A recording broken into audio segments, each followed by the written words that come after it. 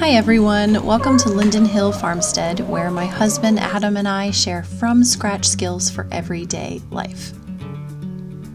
We do a lot of feeding around the homestead. We have a dog, a cat, a rabbit, chickens, often a couple of pigs, and we are actively preparing to bring home a dairy cow. Everyone requires feeding, but most importantly, we feed our family. I do a lot of preserving during the summer, whether through drying, stocking the freezer, or canning, just so we have plenty of food to eat in the winter. This doesn't simply reduce our food bill, it ensures we're eating nutritious, low-sugar, preservative-free foods all year long, which is my favorite part of preserving the harvest. So what do we usually eat in the winter? I mean, I'm not gonna lie and tell you we don't eat food from the grocery store.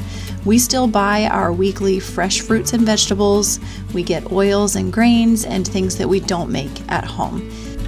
And we'll place an Azure Standard order every few months as well to stock up on bulk grains and dried beans, etc. But mostly we try to eat what we have preserved in the wintertime. That means I will often meal plan based on what we have on hand. Tonight, we're eating from the freezer. Pork chops from our most recent pigs, appropriately named Hammond cheese, and crispy bacon.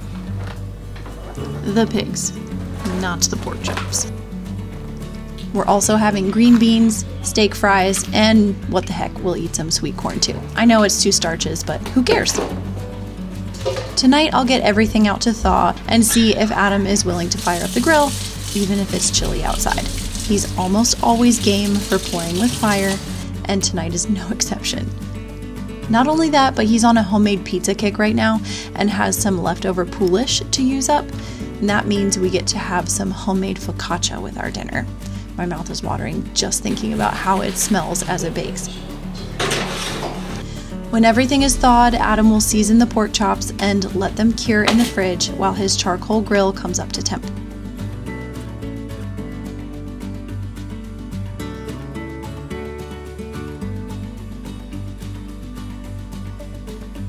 As for me, I will start the green beans and corn on the stovetop and get the potatoes ready for the oven.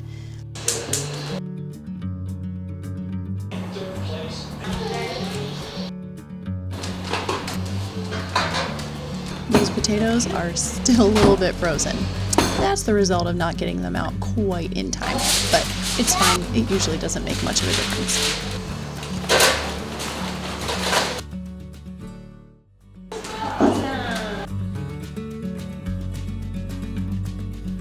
I melt some of the lard that I rendered after our last pig butcher and drizzle that over the fries, then add some salt and pepper. Into the oven it goes.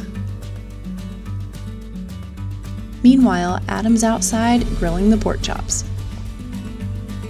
For the green beans, which are more thawed, I usually toss them into the pan with some olive oil or butter, then chop up some garlic cloves.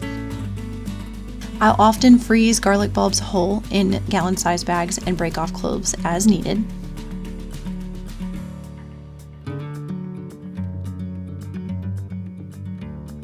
And then I'll also add salt and pepper.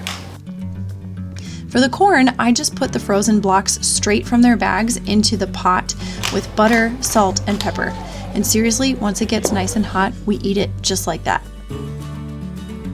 Freezing most produce is a simple process. It just takes a little bit of time, and I'm sure I'll take you along as I do that this summer. And if you're watching this video at a later time, you might even see a link to that video on your screen right now.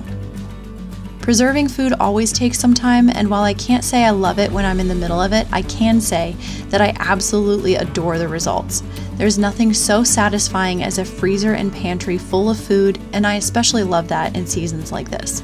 Because in the winter, we get to push the easy button and enjoy each other's company over a nutritious homegrown meal that doesn't take long to prepare, even on the coldest days of the season.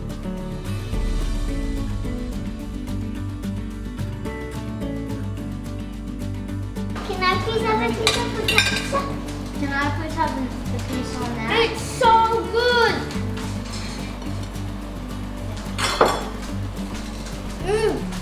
That's good! Tell us what your favorite winter meals are in the comments below. And no, they do not have to be homegrown.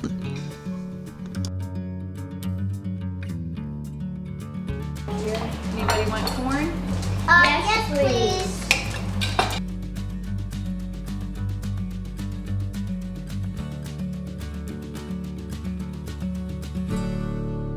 If you'd like to join us for more adventures on Linden Hill Farmstead, like this video and hit the subscribe button below.